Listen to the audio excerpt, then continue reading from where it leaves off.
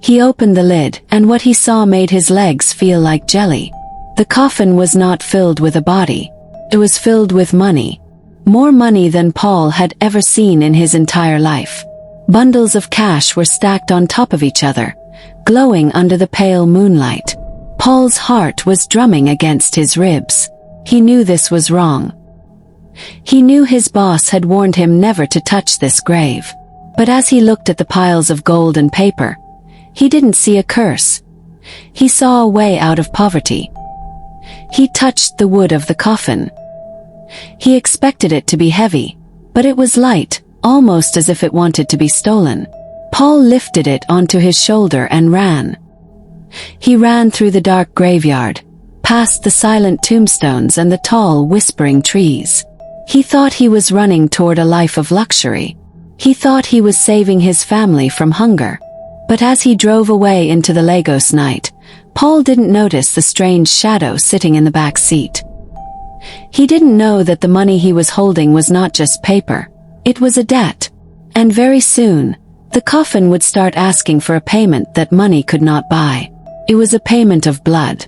Let's go back to how it all started, and how Paul found himself standing over a grave with a silver key in his hand. As we journey into this interesting story, please don't forget to like and subscribe for more unique African tales. I never knew that money could be scary until I saw it breathing in the dark. My name is Paul. I am a young man from a small village where everyone was struggling. My family was so poor that some days we only drank water for dinner. I moved to the big city of Lagos because I wanted to change our lives. I wanted to be the hero who brought food and new clothes to my mother. I found a job at a place called Omega Funeral Home Limited. It was a place for dead people. My job was to clean the rooms and look after the graveyard. My boss was a man named Mr. Williams. He was very, very rich. He wore gold rings and drove a car that shined like a mirror. But even though he was rich, he paid me a very small salary. It was not even enough to buy a full bag of rice. On my first day, Mr. Williams took me to the back of the graveyard. There was a very big Iroko tree there. Behind the tree was a beautiful grave made of white marble stone. It was different from all the other graves. It looked expensive and clean. "Paul," Mr. Williams said. His voice was deep and scary. "You can clean every part of this building. You can walk on every path in this cemetery. But do not ever go near this marble grave. If I catch you here, you will be in big trouble. Do you understand?" I nodded my head quickly. I was afraid of him. For many months I stayed away. I worked hard. I washed the cold floors and I swept the paths. But I always wondered why that one grave was a secret.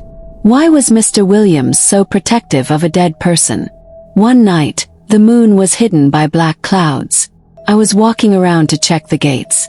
Suddenly, I saw a shadow moving near the Iroko tree.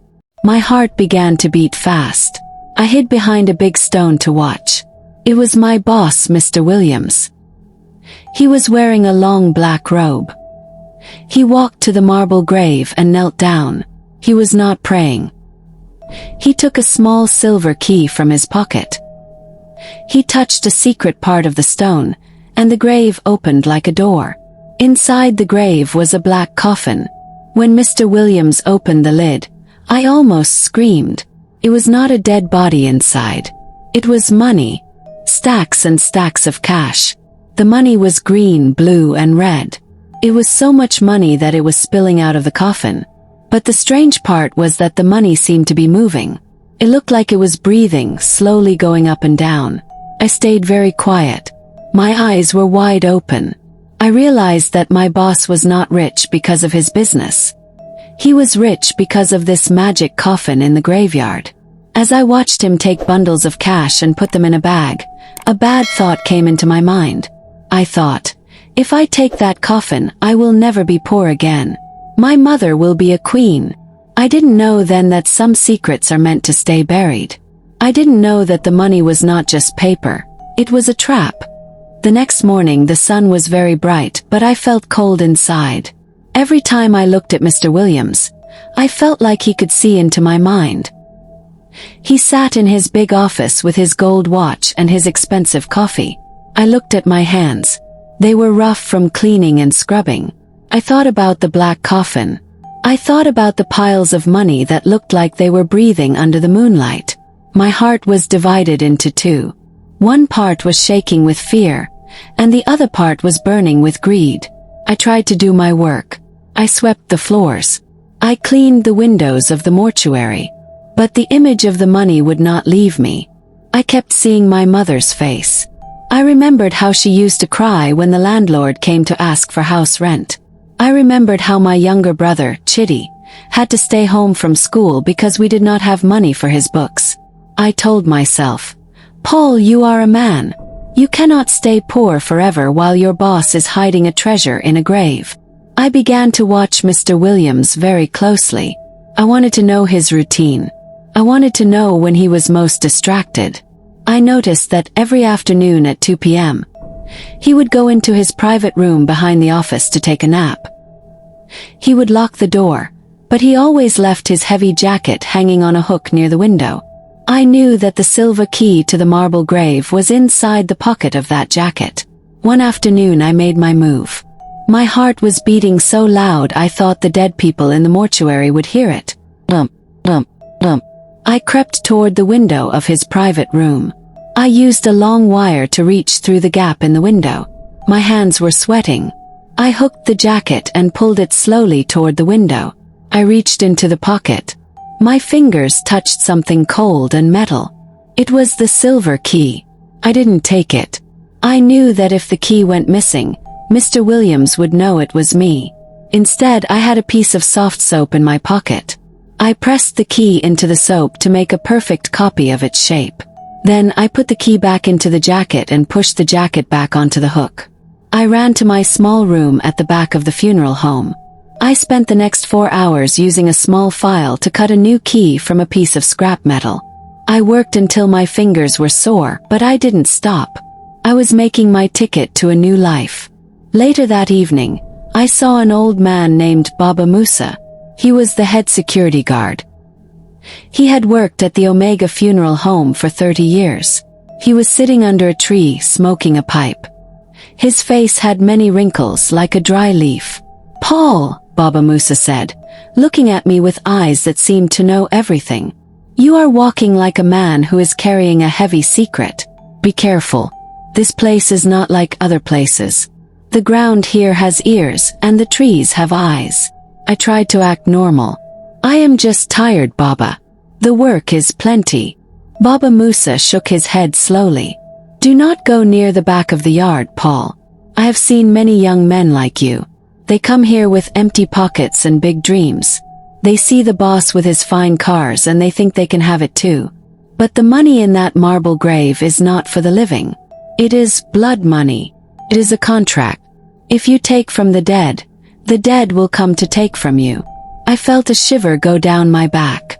"What do you mean by a contract, Baba?" "It means the money is not free," Baba Musa whispered. "The coffin gives wealth, but it asks for a price. It asks for the things you love the most. Mr. Williams is rich, yes. But have you ever seen his children? Have you ever seen his wife? No. Because he gave them all to the coffin many years ago. Now he is alone in his big house with only his gold to talk to." I didn't want to believe him. I thought he was just an old man trying to scare me so I wouldn't steal. I thought he was jealous of the boss. I told myself that I would be different. I would take the money and use it for good. I would help the poor. Surely, God would not punish a man for helping his family. That night, a big storm began to blow over Lagos. The wind was howling like a hungry animal. The rain was falling so hard that you could not see your own hand in front of your face. This was my chance. The other guards were hiding from the rain, drinking hot tea in their small hut. I took my handmade key and a large sack. I walked toward the back of the graveyard. Every step I took felt like the ground was trying to grab my feet. The Iroko tree was waving its branches in the wind, looking like a giant ghost. I reached the marble grave. My hands were shaking so much I almost dropped the key. I put the key into the lock. Click. The marble stone began to slide open. It made a deep, scary sound like a lion growling. The black coffin rose from the ground. I opened the lid. The smell of the money hit me. Smelled like old paper and copper. I didn't just take a few bundles this time. I looked at the coffin and thought, if I take the whole coffin, the money will never finish. I realized the coffin was not heavy. Even though it was big and made of thick wood, it felt as light as a loaf of bread. I carried it on my shoulder and ran through the mud. I had a small car waiting outside the gate. I pushed the coffin into the back seat and covered it with a dirty blanket. As I drove away from Omega Funeral Home Ltd., I looked in my mirror. For a second, I thought I saw Mr. Williams standing at the gate, watching me. He wasn't chasing me. He was just standing there, smiling a very dark smile. But I didn't care. I pressed the gas pedal and drove into the night. I was rich. I was free. Or so I thought. I drove to a small house I had rented on the other side of the city. I locked the doors and closed all the curtains. I sat on the floor and opened the coffin. The stacks of money shined under my small lamp. I laughed and cried at the same time. I took a bundle of dollars and kissed it. "Mother, we are rich," I whispered. I didn't notice that the air in the room was getting colder and colder. I didn't notice that my own shadow on the wall was moving even though I was sitting still. I didn't notice that the rhythmic tapping had started. It was coming from inside the wood of the coffin. I was too busy counting my blood money to realize that the nightmare had just begun. I spent the first week living like a king who had just found his throne. I moved out of my tiny smelling room and rented a house that was so big I could get lost in the hallways. I bought furniture that felt as soft as clouds. I bought a television that covered the whole wall. For the first time in my life, I went to a restaurant and did not look at the prices on the menu. I ate until I was full, and then I ordered more just because I could. I opened the black coffin every morning. It was like a miracle. No matter how much money I took out the day before to buy my new clothes or my gold watch, the coffin was always full again by the time the sun came up. It was as if the money was growing like grass. It felt powerful. I felt like the world was finally under my feet. I decided it was time to bring my family to the city. I sent a big, shiny car to the village to pick up my mother, my younger brother Chitty, and my sister Neka. When they arrived at my new house, they could not believe their eyes. My mother stood at the front door and started to dance. She held her waist and praised God with a loud voice. She thought her son had become a big businessman in Lagos. "Paul, my son," she cried as she hugged me. "You have taken away our shame. Look at this house. Look at the floor. It is shining like water." My brother Chitty was jumping up and down, and Neka was touching the curtains as if they were made of gold. I gave them each a bundle of money. I told them to go to the market and buy whatever their hearts desired. Felt so proud. I thought I had solved all our problems. I thought money was the answer to every prayer. But the happiness did not stay long. It started to fade on the fourth day. We were all sitting at the dining table eating a big feast of chicken and pounded yam. Suddenly, Chitty stopped eating. He put his spoon down and rubbed his head. He said he felt a strange pressure behind his eyes. He said the room was spinning around him. I told him to go and rest, thinking it was just the excitement of the new house. But Chitty did not wake up the next morning. I went into his room to call him for breakfast, but his body was as cold as the ice in my new refrigerator. There was no blood.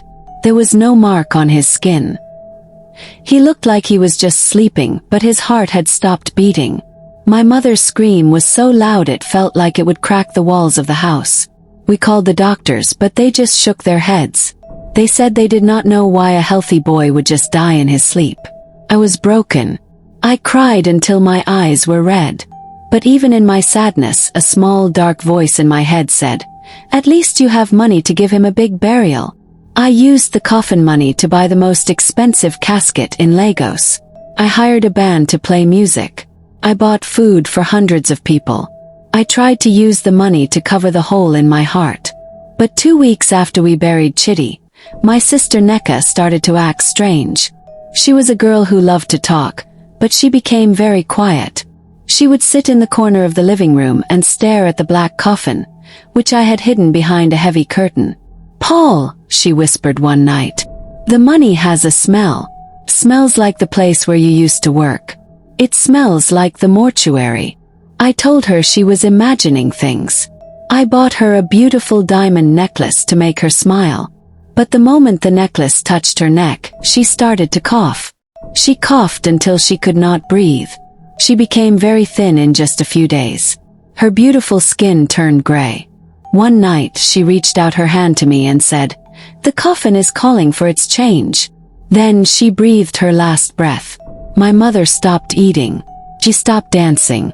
She sat on the floor and pulled at her hair. She looked at me with eyes that were full of fear.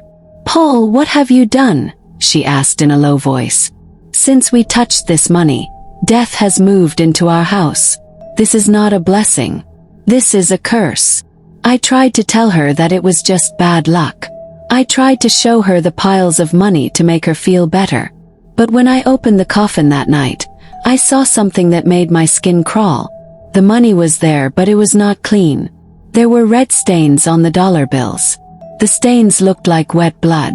I tried to rub the stains off, but the more I rubbed, the more the blood spread. I realized that every time I spent a bundle of money, someone I loved was being taken away. The coffin was not giving me money for free. It was trading.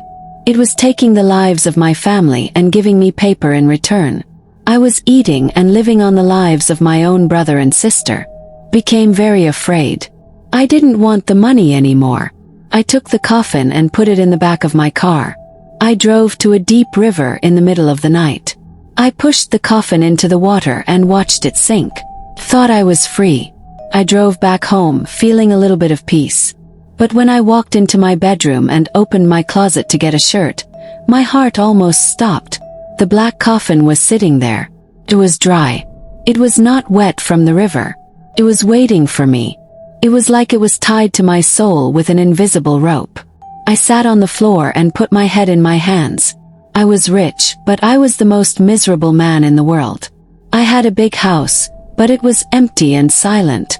I had gold, but my brother and sister were in the ground. I knew that there was only one person left for the coffin to take. It was coming for my mother. I did not sleep that night. I sat on the edge of my bed and watched the closet door. I felt like a prisoner in my own beautiful home. Every time the wind blew against the window, I jumped. I was terrified of what would happen next. My mother was in the next room, and I could hear her crying softly. Her voice was weak, and it broke my heart into 1,000 pieces. The next morning, I saw that my mother could not stand up. Her legs were shaking, and her skin felt as cold as a stone in the rain. I tried to give her some hot tea, but she pushed it away. She looked at me with eyes that were very tired. "Paul," she said, her voice barely a whisper. "The man from the graveyard is standing in the corner of the room. He is holding a silver key. He says he is waiting for the last payment." I looked at the corner, but I saw nothing but shadows. I knew then that I could not run away anymore. I had to face the man I had stolen from. I had to go back to the Omega Funeral Home Limited. I had to find Mr. Williams. I drove back to the cemetery. The road felt very long, and the trees on the side of the road looked like they were leaning in to watch me pass. When I reached the gates of the funeral home, they were wide open. It was like the building was waiting for me to enter. I walked into the main office, and the air smelled like the chemicals they use for dead bodies. Mr. Williams was sitting at his big desk. He was not working. He was just sitting there playing with a small gold coin. He did not look angry. He looked like a hunter who had finally caught his prey in a trap. "I knew you would come back, Paul," he said. He smiled, but his eyes were very dark and cold. "How is the big life in the city? I heard you have a mansion and many cars. I heard you are a very important man now." I fell to my knees in front of his desk. I did not care about my pride anymore. "Please, sir," I begged. "Take it all back. I will give you the house. I will give you the cars. I will give you every single kobo. Just please stop the deaths. My brother and sister are gone. My mother is dying. Please save her." Mr. Williams laughed, but it was a dry sound that had no joy in it. He stood up and walked toward me. He looked very tall and scary in his black suit. "You think it is that easy, Paul?" he asked. "You thought you were stealing from me, but you were actually helping me. That coffin has been a weight on my neck for many years. Took my wife. Took my only son. I was trapped by that money just like you are now. I was waiting for someone greedy to come and take the curse away from me. You were the one who reached into the grave. You were the one who signed the contract with your own hands. How do I break it?" cried. "There must be a way to stop it." Mr. Williams leaned down and whispered into my ear. His breath was cold. "The coffin only eats the people you love because you love the money more. To break the curse, you must become a man who has nothing. You must lose everything you gained. And you must do it before the sun rises tomorrow morning." He told me that I had to give all the money away to strangers, people who did not know my name and people who could never help me back. He said if I kept even one coin for myself, the coffin would stay, and my mother would be gone by dawn. I ran out of the office and back to my car. I drove to the mansion and went straight to the closet. I dragged the black coffin out. It felt very heavy now, like it was filled with rocks instead of paper. I opened it, and the red stains on the money were glowing. I began to pack the money into large bags. I didn't care about being neat. I just grabbed and stuffed. I looked at the clock. It was already midnight. I had only a few hours left. I carried the bags to my car and started driving. I went to the parts of the city where the poor people live. I went to the hospitals where people were sitting on the floor because they had no money for medicine. I went to the markets where widows were trying to sell small pieces of fruit to survive. I began to throw the money out of my window. I handed bundles of cash to beggars who were sleeping under the bridge. I gave stacks of money to a man who was crying because his child was sick. "Take it," shouted. "Do not ask who I am. Just take it and use it." I felt a little bit of the coldness leave my heart with every bag I emptied. But the more I gave, the more I realized how much I had taken. I had millions of naira, and I had to give it all away in just a few hours. I drove as fast as I could, looking for anyone who looked like they were in need. But as the time went on, the coffin in the back of my car began to make a low, angry sound. It did not want to be empty. It wanted to stay rich. It wanted to stay powerful. I looked at the sky. It was starting to turn from black to a dark blue. The morning was coming. I had one more bag to give, but the streets were empty. I was panicking. I had to find someone or my mother would be lost forever. The sky was turning a pale purple, and the stars were beginning to fade. I could feel the time slipping through my fingers like sand. I was driving through the quiet streets of Lagos, searching for anyone. My eyes were burning with tears, and my hands were shaking on the steering wheel. I had only one bag of money left, but the streets were empty. Everyone was still asleep in their homes. I looked at the clock on my dashboard. I had less than 30 minutes before the sun would touch the earth. If I did not get rid of this last bag, I knew I would never see my mother smile again. I drove toward the big bridge that looks over the water. Under the bridge I saw a small light. I stopped the car and ran toward it. There, I found a group of people living in small huts made of cardboard and old tin. They were the people the city had forgotten. There was an old woman sitting by a small fire, trying to keep warm.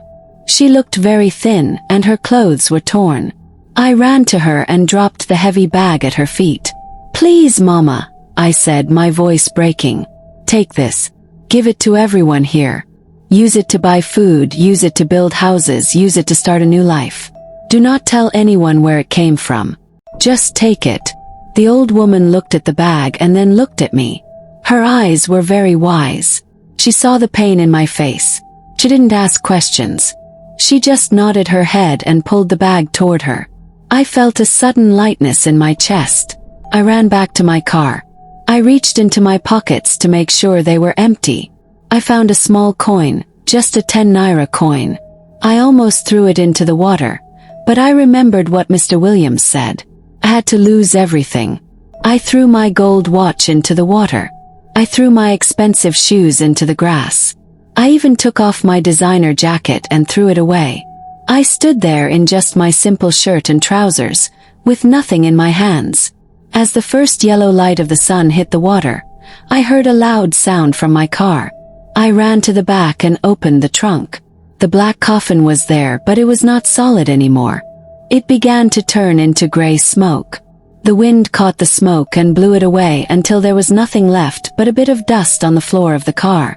I felt a strange peace come over me. I was no longer a rich man. I had no mansion, no gold, and no fancy cars. I was just Paul again. Began to walk. I walked for many hours until I reached the small house in the village where I had left my mother. I was tired, my feet were sore, and I was hungry. But as I pushed open the wooden door, I saw a miracle. My mother was standing in the kitchen. She was not cold anymore. She was not shaking. She was cooking a small pot of soup, and she was humming a song from her childhood.